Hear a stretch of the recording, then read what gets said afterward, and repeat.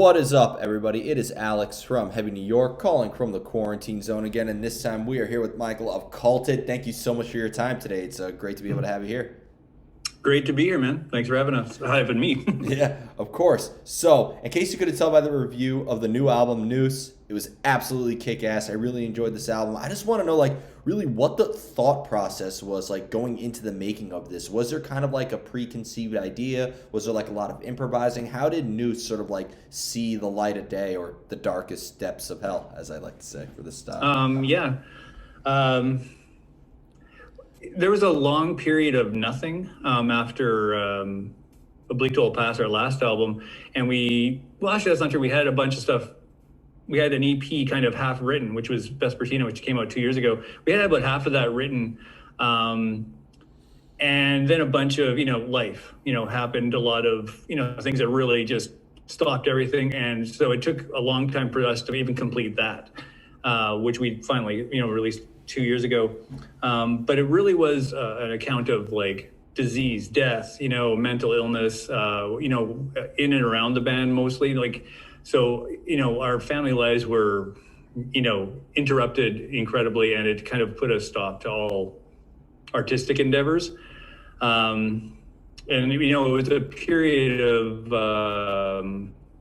when the air kind of cleared around me. It was about 6 months after, let's say the final death, when I could kind of wrap my head around some stuff that I really, I hadn't touched music. I'd been listening to a lot of music, but hadn't touched anything like a guitar and stuff. And it was about 6 months later, I had some time off from work, and it was like a pull to go to the basement, pull that guitar out and hammer away some stuff. And it was really, it may seem ironic, but it was about joy. It was about, just feeling something other than what I had been feeling for years.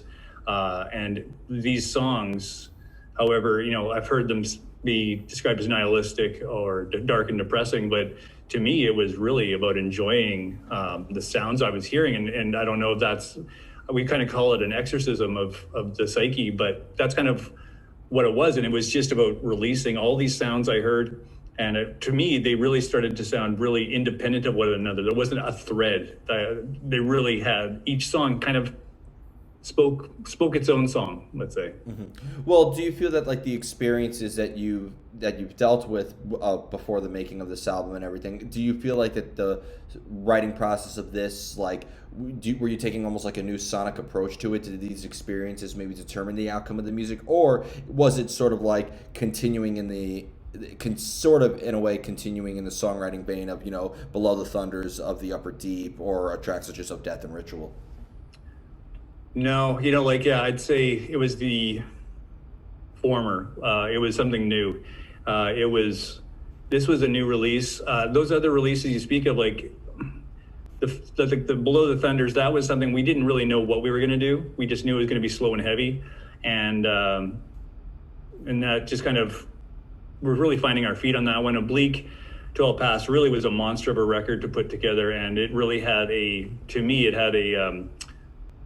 kind of I want to say a stream of consciousness feel to it.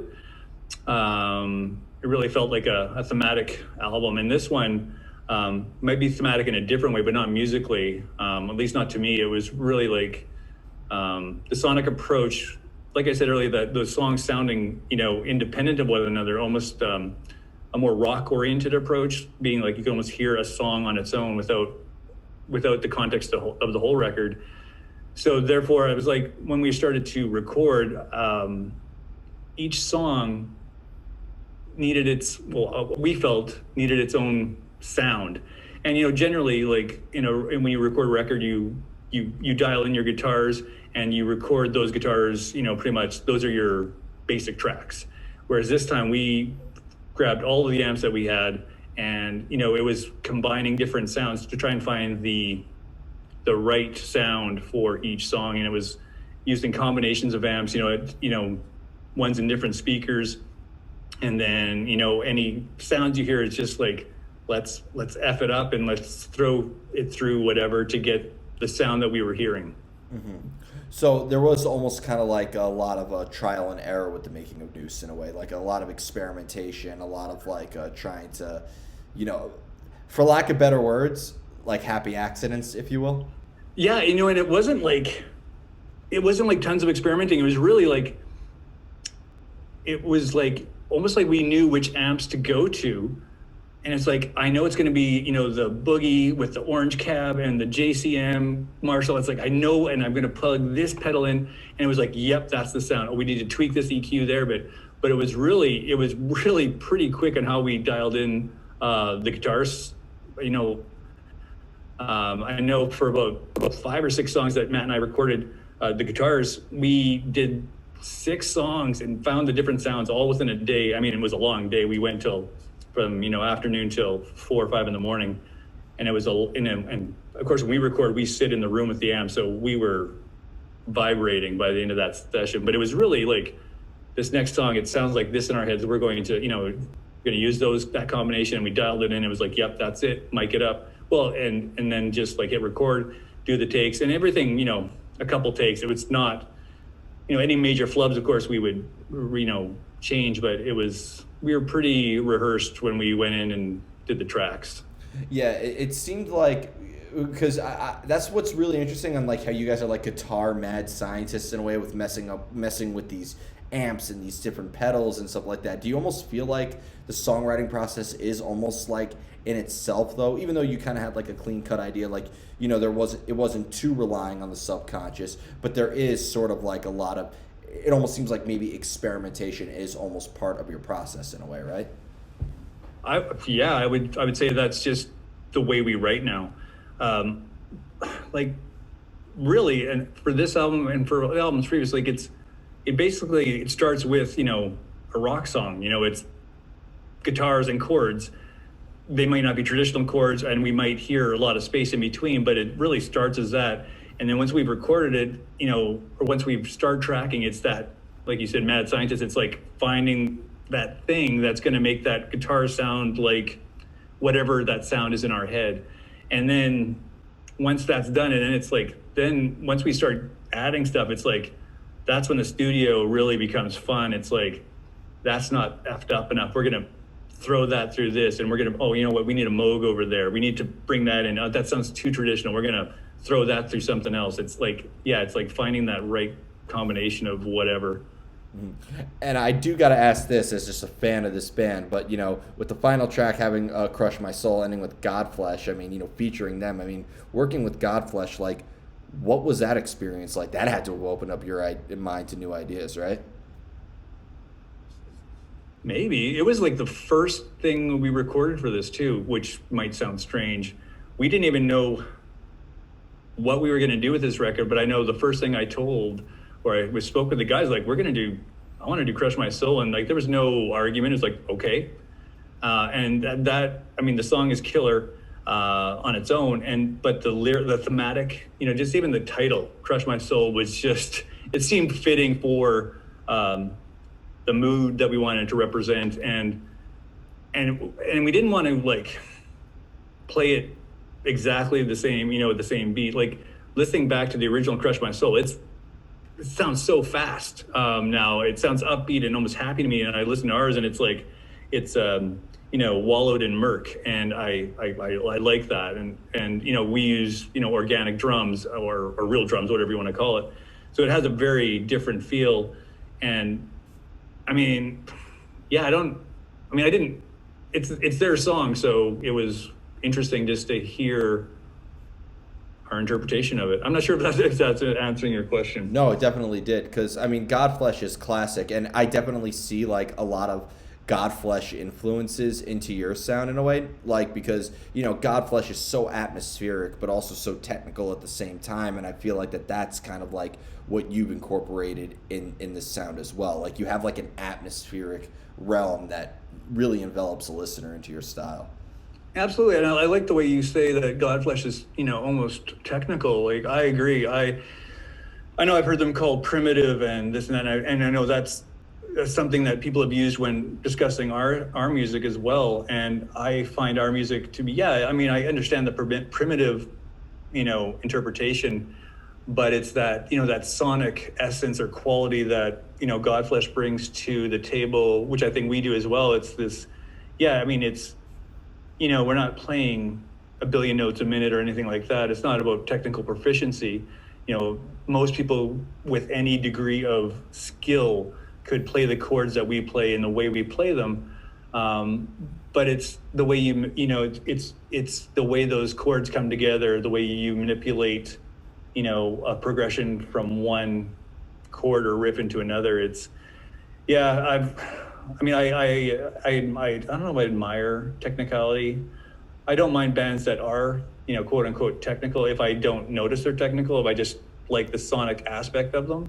Yeah, well, But technical I like, is I definitely gravitate to more bands that are more like have a density of sound. Yeah. If that makes that sense. actually is a better way of putting it, because like technical is such a vague term. I feel like what does technical mean? Like a lot of people would say that technicality or like technical excellence is like, like somebody who's very, very has that excellence towards it. Like Eddie Van Halen is technically, may he Right. rest in peace, like a very technically impressive guitar player. But I do find this work very technically impressive as well, because I feel like it does take skill to take these very atmospheric and very raw noises. And like when I listened to your album, I got lost in it. I saw a vision. Like I was wrapped into an atmospheric realm. You altered a reality. And that takes technical skill. I don't feel like that, like, like, sure, there's happy accidents here and there, but I also think that there is like a skill to really making something that is so dark but also ambient at the same time. And I think there's a lot of technical excellence that's demonstrated on there. I don't think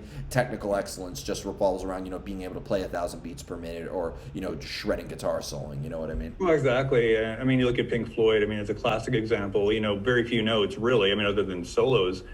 And I think there's an interview on that Live in Pompeii VHS tape, or I guess it's a DVD or Blu-ray now. But there's a really cool thing where I think it's Roger Waters is answering a question about like how the machines have taken over their songs and write the songs for them, and he's just kind of like, well, then you go write this record. And they're like, well, no, I would need some time with the machines to learn how to use them and to use them properly. And it's like, well, exactly. There's technical proficiency in understanding the machines and the tools at our disposal. And it's not just about knowing how to turn it on and off and what dials it. It's really about, dialing in and exposing or, releasing or finding that thing that triggers or, opens yourself up to that state of consciousness that takes you to where you want to be. I kind of like the way you're like saying you had an experience with the record, which is what I think every artist wants or would hope to have, because we've had some pretty extreme experiences prior to making it, writing it, and then recording it too. We really try to lose ourselves in that process and to really, not literally, but let the song, let ourselves bleed into the songs. Do you find it maybe a little more difficult to do that at the early stages of the songwriting process? Because, there's parts that are cut up. There's parts where, you got to play that again, or no, it goes like this. Do you find it like maybe like the longer you're working on something or the more focused you have to be on the turnout of it, that kind of hinders losing yourself into that experience in a way? I think that would in a traditional band. So, with what we do, Matt, my partner in crime, and I, we really write on our own. We write almost, I would say, a basic song before him and I even talk to each other, or, and it's pretty quick from there. It's like, I see what you're doing, demo it, record it, and go. And then we get the drums demoed really quickly. There is not a lot of rehearsal, and there's no rehearsal involved. It's really about tracking, getting a song structure with, a basic time signature, and then letting our drummer Kevin listen to how we envision the song and how he's going to interpret those riffs and make beats that, really complement what we're trying to do. And then we once he's had listened to it a bunch, we get him in and we demo. I think we spend a day demoing him, and we had to make some suggestions and and had to alter some things, but to really find the dynamic. And it wasn't about adding things; it's usually about taking stuff away or putting something in a different spot to really nail that dynamic that we're trying to, that whatever that thing is we're trying to accomplish. We're trying to, I think I'm rambling now. No, I was enjoying that, like, cause Okay. yeah, because like I feel like with the atmospheric realms that you're able to capture in each song, like it might be kind of a silly question, but do you almost feel like there's really a need? Like, have you ever thought about making like, this record is what, about an hour long or something like that? Have you ever thought about like maybe just making an hour long song, kind of like doing like what Bellwitch did with Mirror Reaper in a way, and maybe kind of like just making one long track? Because I like how every song plays by its own rules, but they all work so well together at the same time. And I do get different vibes, like going from Lifers to like Ankle Deep to Maze or Chronolize or something like that. They all have their own vibes, but have you ever thought about making a one long hour-long track? Yeah, that wouldn't. I don't know. I think I just spit all over the camera. I don't know. That would be fun. It would be, I think, commercial suicide. Not that we're commercial in any way. I mean, I think we have a hard enough time getting people to put out our records anyway. So, I don't know. That's a fun imaginative or hypothetical thing to ponder. It's not in our it's not in our cards, in the cards right now.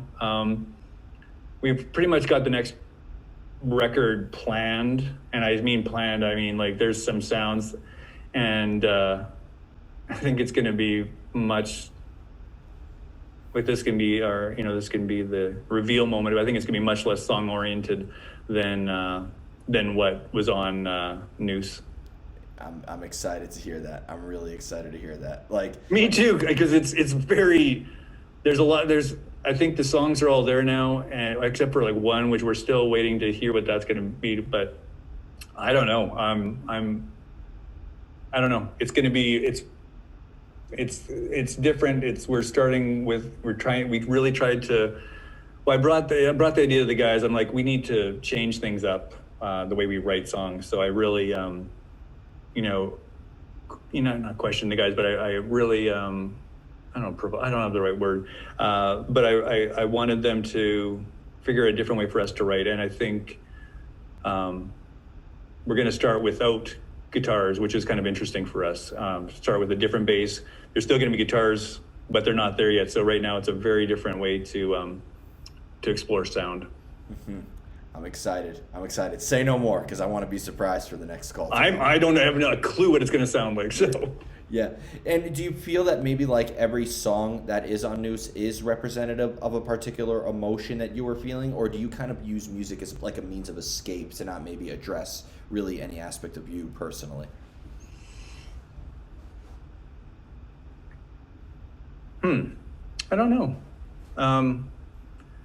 So you're kind of trying to wonder if each song has its own emotion? Yeah. Is that what you're saying? Yeah, like is it a representation? Like, do you almost look at the sounds that you create as maybe like a self-portrait, like an extension of who you are, or maybe an escape from who you are? I think in the past it was seen as an escape, or maybe I envisioned it as an escape. I don't know. But this one I think is more of a portrait of the self. And that's our collective self, which is kind of interesting. Like, I know we aren't a traditional band, but we still discuss things, through email and stuff, and through FaceTime. And I know we were all going through some heavy stuff, some more so than others. And, even the distance between, just hearing the stories and discussing stuff, and, just being there for one another in its own strange way. And just even that, I'm not even talking about, emotional support. It's about like, artistic venting, just like, hey, this is kind of some stuff I've come across. And, I think that would represent well with whatever the song was we were talking about at the time. So to me, though, yeah, I'd say that it really represented, as a portrait of ourself and the emotions we're going through. And, like things like a song like Lifers, to me, that was like just pure fun to write. Especially the main kind of like quote unquote riff is, to me, it sounds like, I don't know, almost like a bolt thrower kind of 90s death metal type riff, that kind of rolling riff that just has a kind of has a trajectory all its own. And that's just about that, finding that thing that you want to hear and makes you, feel good or feel better about existence. Yeah. Awesome. So before we go, I want to thank you so much for your time today. Really enjoyed this chat. Is there just anything else that you would like to promote for Culted, like when we can be expecting some new music or some live stream performances or anything else you'd like to plug? Well, live stream performances aren't going to happen because we don't play live. We are a studio-only band.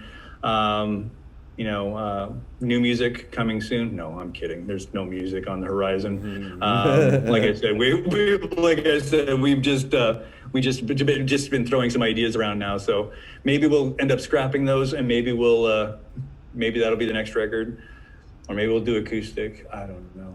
Yeah, that would what about everything up. What if the stuff he throws away is like a B-side one day? Just be the biggest hit you guys ever had. That's exactly it, right? We'll write. I don't even know what it would be, but yeah, that'll be our. It'll be our Comfortably Numb. Yeah. You troll your listeners, like write something like Third Eye Blind. People's heads will melt. If I could write a top 40 song, I would, because then I wouldn't have to, do all the mundane stuff that we have to survive. So if I could, I would. Never say never. Never say That's never. right. I was saying that like the way like the 1940s swing music was kind of like the soundtrack to World War II in a way. Like, my husband's going off to war or something like.